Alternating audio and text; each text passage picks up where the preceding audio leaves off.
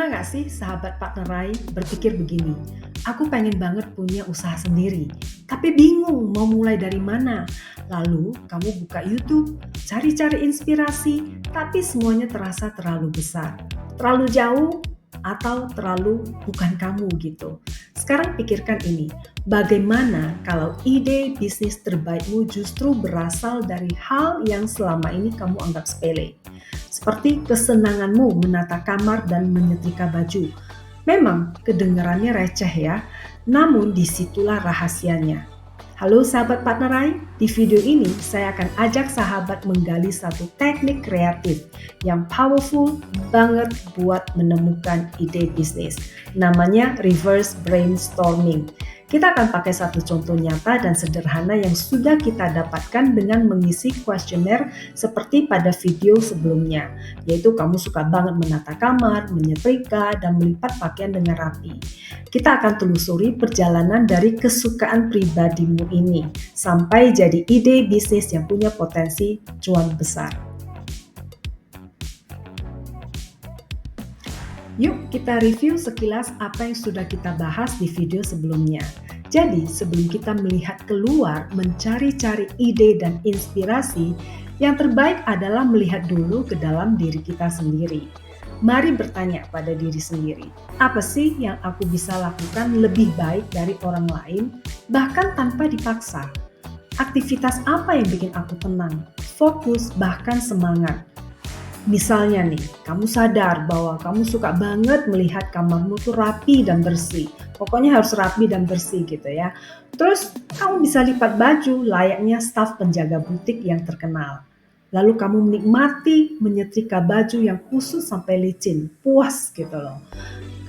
Kedengarannya hal-hal sepele ya. Justru ini petunjuk penting. Karena banyak orang yang membenci pekerjaan rumah seperti ini. Artinya, kamu punya sesuatu yang bisa jadi solusi buat orang lain.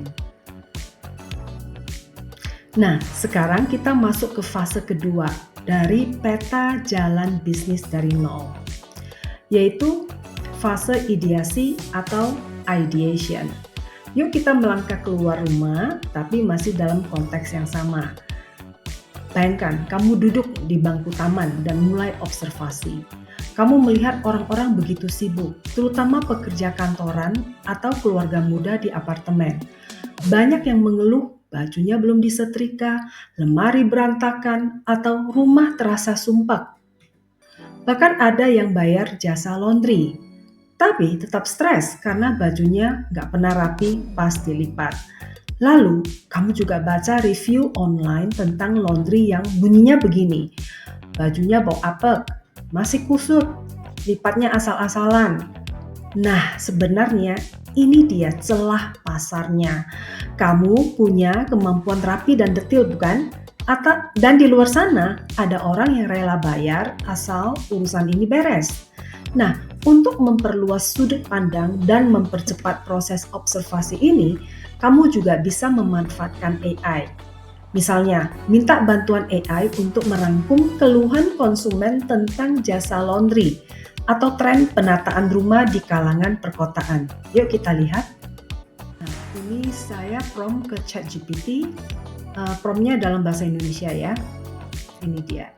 Apa saja keluhan umum pelanggan laundry di kota besar? Lalu ChatGPT jawab, pakaian rusak atau hilang ya, warna pakaian luntur, pudar, pakaian menyusut atau melar, kancing resleting rusak, salah antar, pakaian hilang, tertukar dengan milik orang lain, kemudian hasil tidak bersih atau tidak wangi, waktu pengerjaan molor, tidak sesuai janji, lama, kemudian pelayanan pelanggan buruk, CS tidak ramah, nggak ada konfirmasi kalau pakaian selesai, sulit dihubungi, harga tidak transparan, ada biaya tambahan tanpa informasi awal, kemudian kebersihan dan higienitas dipertanyakan, kurir lambat dan tidak profesional. Ya, ini dari ChatGPT. Ternyata banyak ya, ini adalah peluang bagi kita. Nah, sekarang kita prompt Perplexity ya. Tadi ChatGPT, sekarang kita pakai Perplexity, AI yang lain. Kenapa? Karena kita tahu bahwa ChatGPT yang saya pakai yang masih freemium, yang free punya, itu halusinasinya masih sekitar 35% ya. Apa itu halusinasi? Halusinasi adalah jawaban yang dibuat-buat sendiri oleh AI ya, bukan faktual. Nah, kita cross check dengan Perplexity. Saya prompt dengan pertanyaan yang sama, yaitu apa saja keluhan umum pelanggan laundry di kota besar. Coba kita lihat ya. Yang keluar adalah kualitas pencucian tidak memuaskan. Nah, hampir sama ya. Pelanggan sering mengeluhkan pakaian yang masih kotor, noda yang tidak hilang, bau tidak sedap, atau pakaian rusak setelah dicuci. Kemudian kualitas pencucian tidak konsisten juga. Oke. Kemudian kita lihat apa lagi dari Perplexity, yaitu keterlambatan atau tidak tepat waktu. Salah satu alasan utama menggunakan jasa laundry. Oke. Nah, ini prompt kita yang ketiga menggunakan Gemini Pro ya, 2.5 Flash ya. Jadi ini adalah Gemini atau Gemini berbayar ya. Pertanyaan sama, apa saja keluhan umum pelanggan laundry di kota besar? Coba kita lihat ya jawabannya. Pakaian rusak atau hilang, noda tidak hilang, atau muncul noda baru, bau apek, tidak bersih, waktu pengerjaan lama atau tidak sesuai janji, harga tidak transparan atau terlalu mahal, kualitas trika buruk, pelayanan pelanggan kurang memuaskan. Nah, kita lihat bahwa jawaban yang muncul dari 3 AI ini boleh dibilang hampir sama semuanya ya, hampir sama ya.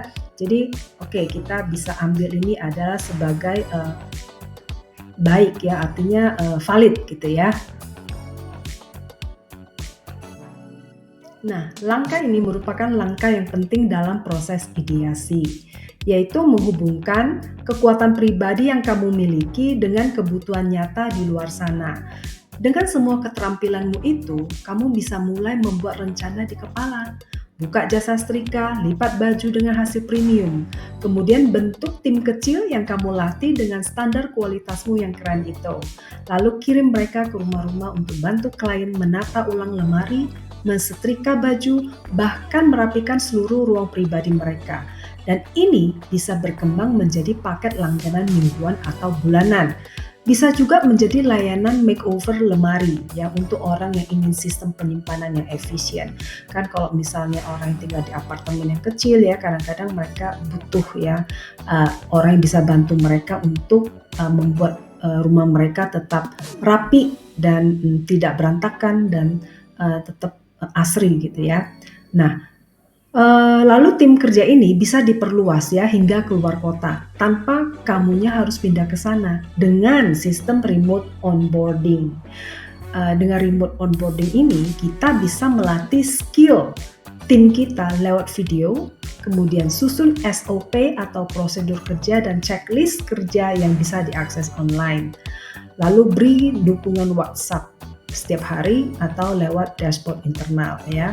Dan mereka langsung bisa mulai bekerja di wilayah mereka masing-masing sambil tetap membawa brand kamu gitu ya.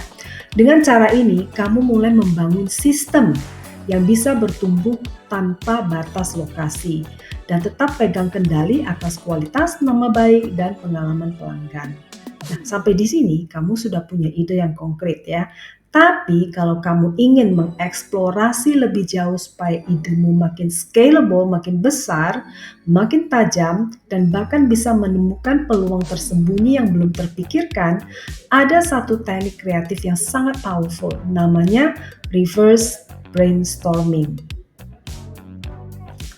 Dalam banyak proses pencarian ide, orang cenderung langsung bertanya, apa solusi terbaik yang bisa saya buat? Tapi dalam reverse brainstorming pendekatannya kita balik ya. Dari alih-alih mencari solusinya, yang kita lakukan adalah bertanya, bagaimana caranya bikin masalah ini jadi lebih buruk? Kelihatannya aneh ya, tapi nanti kita lihat ya. Kenapa? Karena dengan membesar-besarkan masalah, kamu bisa lihat sisi-sisi tersembunyi yang sebelumnya tidak kita sadari atau terpikirkan.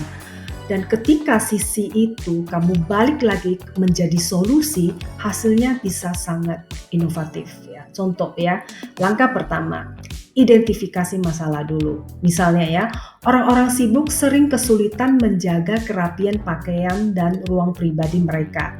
Lalu langkah keduanya, balik masalahnya. Kita tanya, bagaimana caranya bikin hidup mereka makin berantakan?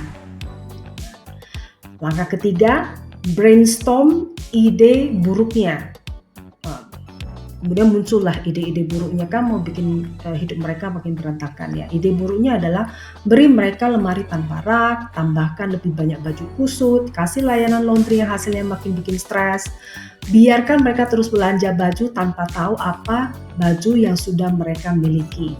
Nah, proses ini bisa kamu lakukan sendirian ataupun bareng tim ya.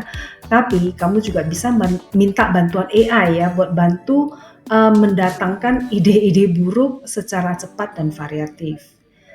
Misalnya kamu bisa kasih prompt ke AI kayak gini, beri saya 10 cara untuk membuat lemari pelanggan makin berantakan dan bikin stres.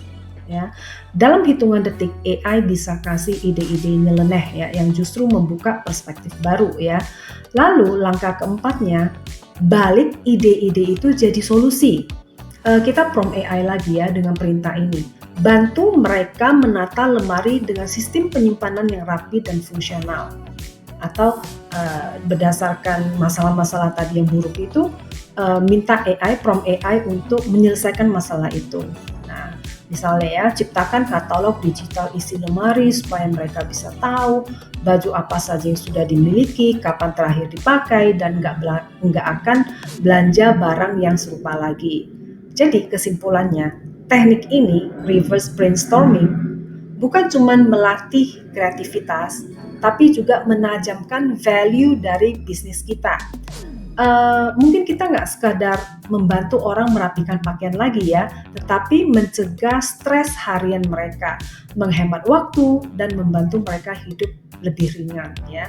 Jadi dengan tambahan AI di proses ini, di tahap ini, kamu bisa brainstorming lebih cepat, eksplorasi lebih luas, dan tetap fokus dan pada ide yang paling relevan untuk kamu eksekusi. Sekarang yuk kita simpulkan, kamu sudah punya satu ide yang benar-benar keluar dari dirimu sendiri ya. Kamu sudah eksplorasi dari berbagai sisi, bahkan dari arah yang tidak biasa lewat reverse brainstorming.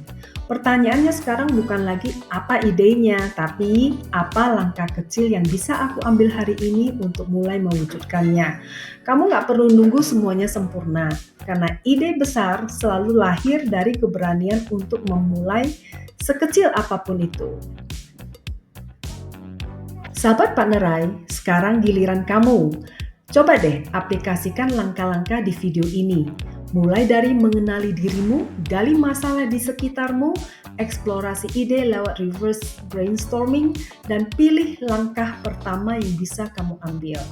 Kalau sahabat Partnerai merasa video ini bermanfaat, klik like, subscribe, dan nyalakan lonceng notifikasi. Karena di video selanjutnya kita akan bahas satu hal yang sangat krusial, yaitu market validation. Artinya, gimana caranya tahu apakah pasar benar-benar butuh dan siap membayar untuk ide kamu. Sampai jumpa di video berikutnya. Terus melangkah, terus berkembang.